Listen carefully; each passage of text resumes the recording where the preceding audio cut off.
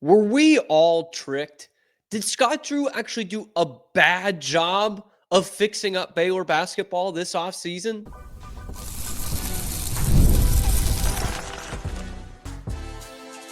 You are Locked On Baylor, your daily podcast on the Baylor Bears. Part of the Locked On Podcast Network, your team every day.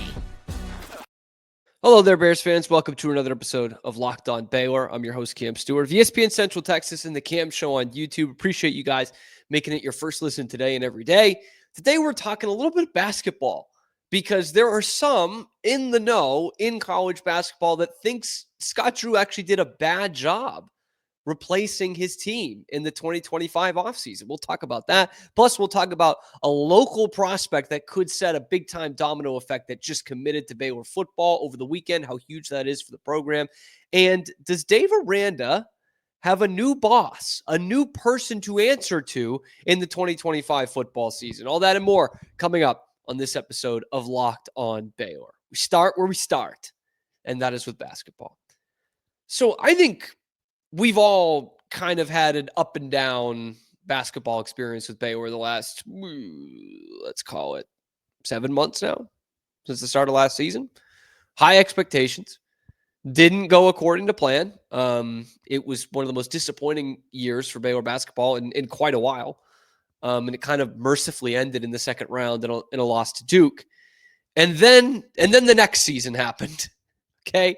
Everybody leaves. You've seen the picture by now. I don't even think I still have it on here because I want to. Oh, nope, I do. You've seen the picture. All right. The red X is over everybody on the 2024-2025 Baylor roster. So let me start by saying this. I understand that is not ideal. We did plenty of shows about it. It's not ideal. Okay. You never want to lose your entire roster, even in this transfer portal era where you can flip the whole thing. Trust us, you can. That's not exactly what you want to do. And so that kind of led a lot of people to believe that this whole Baylor thing, this Baylor phase of them being, kind of a new blood in college basketball was over. Some believed that. I do a show on Baylor every day, so I'm inherently biased because I cover Baylor more than any other team. I think they did okay. Jeff Goodman does not agree. Jeff Goodman of the Field of 68 put up the offseason losers for all of college basketball. And there is Memphis at number 1, the biggest loser, Penny Hardaway. Kansas at number 2. And yes, yours, mine, our Baylor Bears sitting there at number 3, the biggest losers of the offseason. And I saw that, and it just didn't really hit right. I'll put this back up for those of you watching on YouTube. Like, I get it, right? Baylor lost its whole roster. It's tough to bounce back from that. But I think what you have to unequivocally say is that Baylor did bounce back from that. Like, yes, they did lose the entire roster, but Scott Drew turns it around. He gets a top 30 recruiting class at really the last minute when he only had one commit, Tounde Yessoufou, 5-star. Big commit, but you bring in a couple of guys to round out that recruiting class, and then you get a top 20 transfer portal class when there's all kinds of questions surrounding your program and how much money you're going to get. So let's add that all up, because at the beginning of the offseason, you had a 4th straight second round exit. You had nobody on your roster. One guy who practiced with the team this past year who's coming back. Nobody with any basketball experience at Baylor was coming back to this team. And you had one commit in the high school recruiting cycle. By the way, amazing they held on to Tounde Yessoufou. I mean, to consider those other things and the fact that they kept Tounde Yessoufou in here for a guy who's likely only going to play one season in college basketball, that's pretty impressive in and of itself. And so that is where they started this offseason. Where they are now, and where they've been for a month, is a full roster, still Tounde Yessoufou on the roster, and a top 20 transfer portal class. So how are they losers? That's what I'm not getting. Because as someone who watched every game they played this year, and I know a lot of you will agree with this as well, that almost sounds like it's an upgrade. To be honest, I mean, we're going off, expectations and that's not reality. But you've got some guys with term who could play here for a couple of years. You have some good-looking prospects out of the high school game. Andre Iguodala II being one of those guys. What was it? Soyoye? Mayo Soyoye. That's what it was, right? You've got him coming in. Like, you've got some promise of guys who aren't 5 stars but can actually be here for a couple of years. And Jeff Goodman wants to tell me that's a loss. What really surprises me about this is Jeff Goodman's a Scott Drew guy.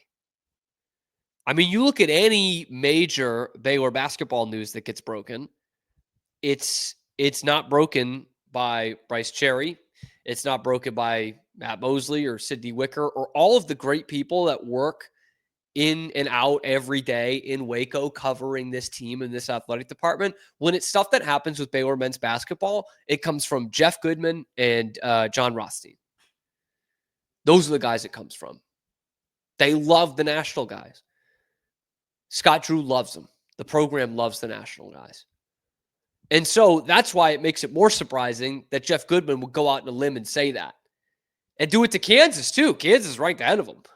I don't know Kansas offseason the way I know Baylor's, but this could have very easily been, a real ragtag transfer portal class that only gets in the top 30 or 40 because of the sheer numbers and adding a couple of walk-ons. But Baylor didn't do that. They went out and they got all conference players, ones that might not be household names for most of us, but ones that absolutely replenish the team.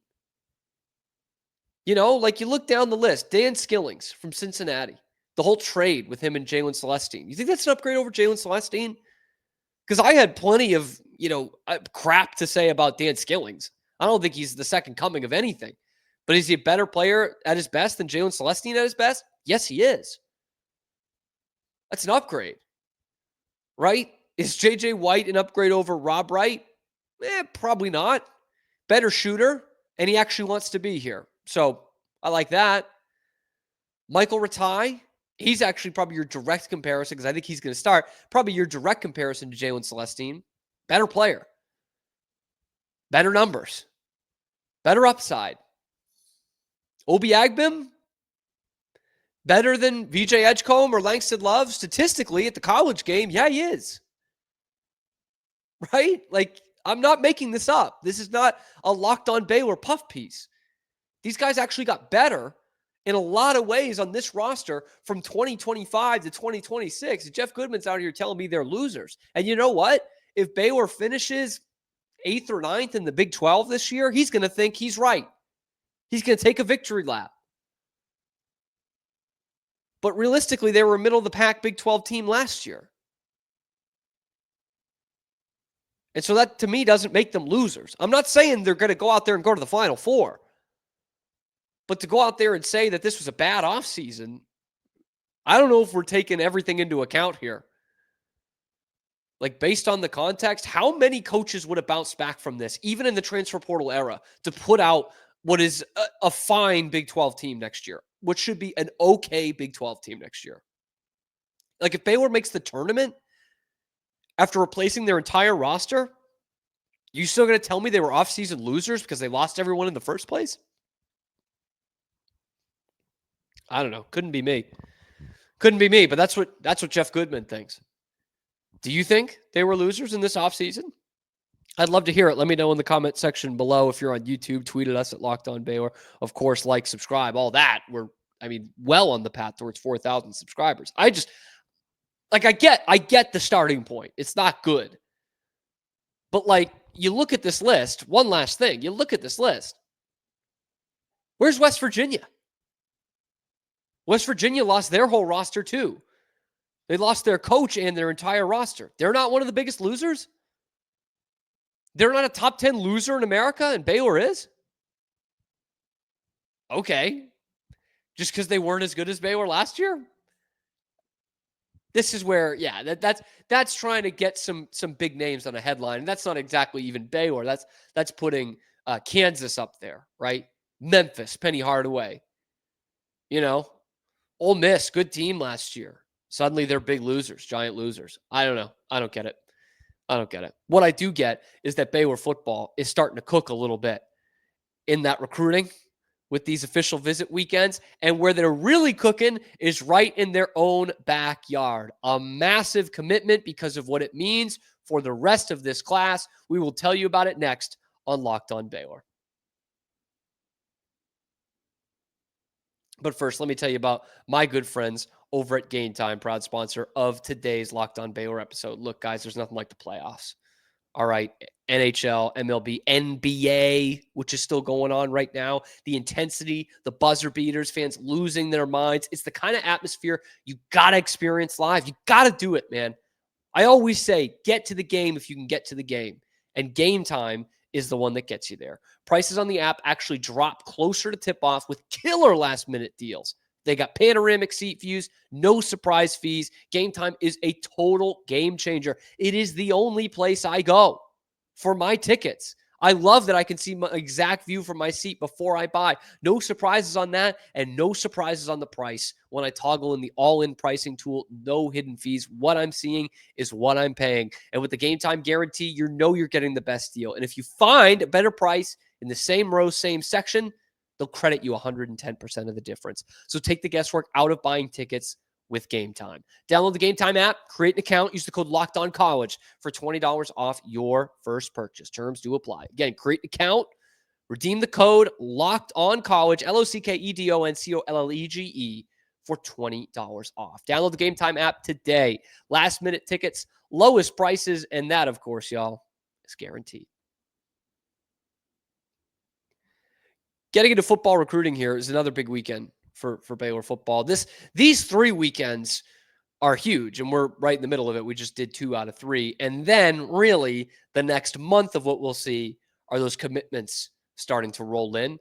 They got a nice one over the weekend. Okay. Devontre Kirkland, who I've talked about on this show before, safety, really just a phenomenal athlete. Safety, class of 2027. So he's going into junior year. We've seen some of the guys start to commit from the 2026 class. Those guys going into their senior season. He's a junior going into his junior season, one of the top-rated safeties in the entire country. And he comes from University High School, baby. South Waco, Texas. South Waco, represent. We've talked about it time and time again on this podcast. Recruiting your backyard is so crucial for Baylor.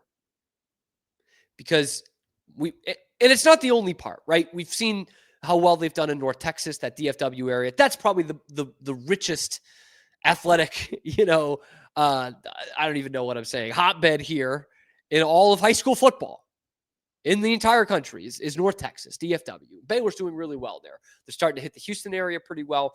But I've always said you can put a competitive team on the field if you do all right in DFW, if you do all right in Houston, but you really kick the crap out of Central Texas.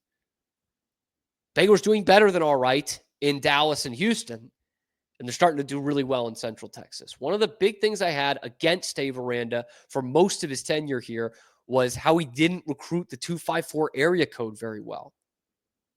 Torian York was the first one we saw that was a big deal. Temple High, committed to Baylor, ends up going to A&M. He's starting right away. He's defensive captain in his second year. The guy's an NFL prospect now. And now, instead of missing on those guys, Torian York, Micah Hudson, Kobe Black from Conley in Waco going to UT, instead of missing out on those guys, you're starting to collect them. London Smith, the legacy from University High School. Baylor legacy. Checked off 2 boxes there. 3 boxes, right? You got a 4-star guy. That's the first one. Local kid and a legacy. Those last 2 you haven't done very well with in the Dave Aranda era. Checked both of them right there. Jamarion Vincent, Conley High, was teammates with Kobe Black, right? He actually stays home, commits to Baylor. He has plenty of interest from around the country, including Kobe Black's Texas Longhorns. He commits to Baylor. Now Devontre Kirkland from University doing the same. You're starting to notice this. And one thing we know for certain when it comes to high school recruiting, These kids all talk, man. They all talk to each other. They want to team up. Like that happens. And they pay attention to what their school or the schools that are offering them are doing in the recruiting cycle. Devontae Kirkland has seen this the last couple years. London Smith saw this the last couple years. Jamarion Vincent saw it the last couple years. Guys teaming up and wanting to play at Baylor. This is a very important domino. We've had some from the 2026 class. Now we're getting it from the 2027 class. These local guys wanting to stay around here. Because let's be honest, guys. Let's be totally frank on this podcast. I love Baylor. You love Baylor that are watching it. Probably a Baylor alum, Baylor student, future Baylor student. Just because you're the local team as Baylor does not mean it's a slam dunk. We know how many Longhorns and Aggies are living amongst us every single day. And we've seen some great Waco area players go to TCU. Usually their last name is Tomlinson. But Quentin Johnston, first round pick, Temple High. Just because you're near Baylor does not mean it's a lockup. And nobody knows that better than us. Nobody knows that better than Dave Aranda.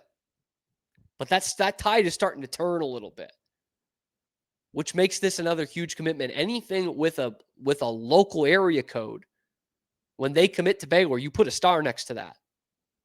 Devontae Kirkland is the newest in that respect, committed on Friday. Had other Big 12 schools after him. Arizona State, Houston. Had some looks from some other Texas teams, TCU. But here he is, committing to Baylor. 83 tackles, a couple tackles for loss, a pick, and a forced fumble last year. For a University I team that's turning things around, he was playing under a head coach that's a Baylor alum, K'Ron Johnson. And he wasn't the only one to commit over the weekend, by the way. Because speaking of that North Texas area, speaking of some legacy a little bit, let's go up to the tight end position. Let's go up to the appropriately named Trophy Club Texas at Byron Nelson High School. Parker Almanza also committed to Baylor over the weekend. Now, this kid, big, 6'2.5", 225 already going into that senior year. Baylor's probably the best offer he had. Like, I'll cop to that because, Byron Nelson isn't the biggest on the high school football scene. But last year as a junior, as a tight end, 57 catches, 760 yards, 9 touchdowns. Improved by 42 receptions from the year before, from a sophomore to a junior. Talk about a breakout junior season. These other colleges don't know about him yet. The kid is a big target, and he is a stud. Absolutely. So watch out, because all of a sudden, Baylor's starting to really cook at that position. Now, let's forget the areas, the geography. Baylor's becoming a tight end place all of a sudden.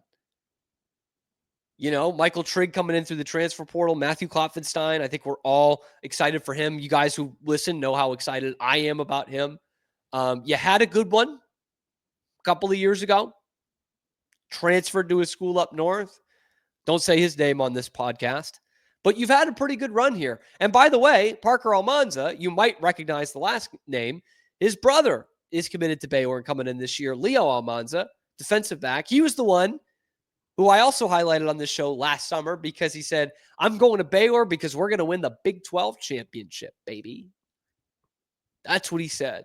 So some more attitude like that can only be good for this roster. Another weapon for whomever the quarterback is going to be, Walker White, Luke Bennett, Edward Griffin, whoever it's going to be, Parker Almanza is going to be a big old target for him. High 3-star guy. If he continues on numbers like that in his senior year, he's going to be a 4-star guy. Hadn't even taken his official visit yet. Commits to Baylor. How about that? Shooting fish in a barrel. So it's the early days of it, guys. I know you've noticed. The guys that are visiting. Jordan Clay was a big visitor over the weekend. Top 10 receiving recruit, probably in the country. Definitely a top 10 uncommitted one. Trending towards Baylor in some ways. I say that to say you're going to see the commitments start to roll in the next 3 weeks or so. 4 weeks. Through mid-July is when you'll start to see it. So don't be perturbed by the fact that you haven't seen many commitments yet. they're coming.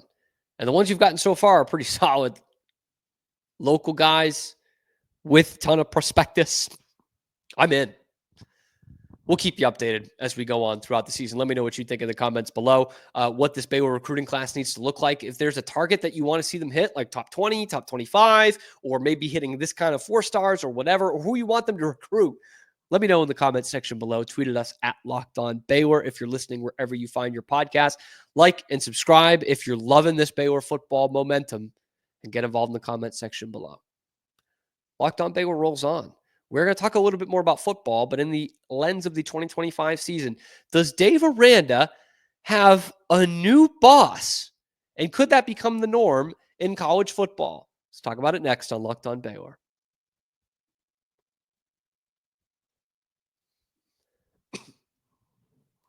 So I saw this tweet on Monday morning that I kind of brushed off at first, but I read it again and I said, is this like major college football news that's dropping right now? Like, is this a massive development in the new look college football? Like, because everything's new look, right?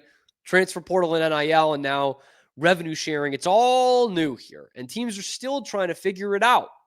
Programs are still trying to figure out, as Dave Aranda would say, like how they fit in this space.